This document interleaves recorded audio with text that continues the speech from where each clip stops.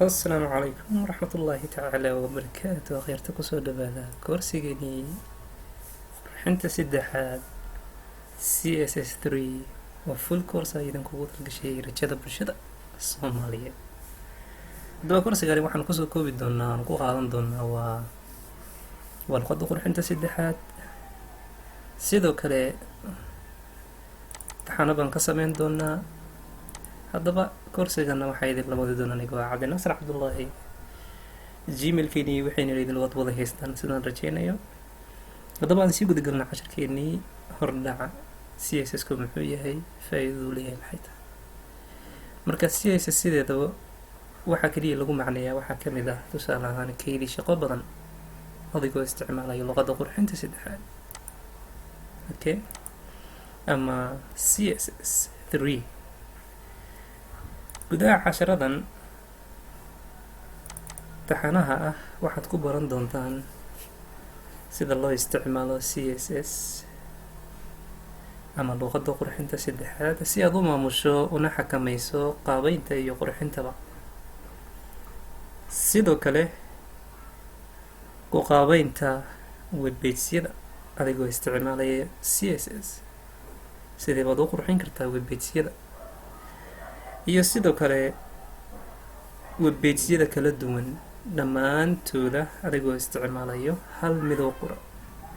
adigoo hal mid isticmaalayo baad waxaad wax ka bedelaysaa webpage-yo badan, okay, wax yar baad qoraysaa, intaas yar baad intaasoo page ah aada wax kaga bedeli kartaa.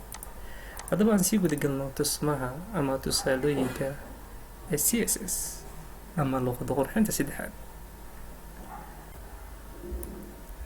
intaanan koorsigani sii gudagelin oo aan sharxin CSS-ku wuxuu yahay, waxa uu qabto, iyo intaanan coding garin qaabkuubu u yaala CSS-ka codingkiisu. sidaad halkaa ku aragtaan, tusaale ahaan body baad soo qaadanaysaa. markaad rabtid inaad jirka waxaad ka bedeshid, body taggaasaad soo qaadanaysaa. tag name baa loo yaqaanaa, sharxaad baan ka bixin doonaa. midda tag name baa loo yaqaanaa waa maaragtay body tag adiga aad haysatay kaliya body baad qoraysaa. kadibna background-igana markaa laba qayb baa loo kala qaadaa, waa property iyo value. calaamadahaasina waa muhiim markaa waxaynay u dhexeeyaan. sidoo kale h1 oo kale aad rabtaa inaad wax ka bedeshid, halkaasaad soo qaadanaysaa tag namekiisii, kadibna waxaad soo qaadanaysaa waa calaamadahaasi, kadibna waxaad soo qaadanaysaa waa waxii adiga aad rabtid inaad bedeshid. tusaale ahaan kala oo kale waa midabka qoraalka, kadibna orange baad ka dhigi kartaa. text align waa halka qoraalka uu ahaan lahaa, center baad leedahay oo dhexda ha ahaado qoraalkii. sidoo kale font family, yacni qoyska familiga oo maaragtay qoraalka uu ka mid yahay, markaa waxaan leenahay waa tusaale ahaan Times New Roman. haddaba sidaa awgeed font size oo kale, yacni qoraal weynaantan markaa waxaan leenahay 20 pixels ha ahaado, ha weynaado ilaa iyo 20 pixels.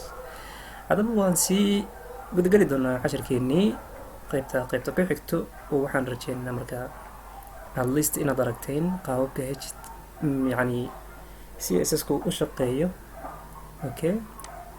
haddaba CSS-ka keligii ma shaqeeyo oo wuxuu la shaqeeyaa waa HTML. iyadana waan arki doonaa. marka sidaa iyo nabadgelyo.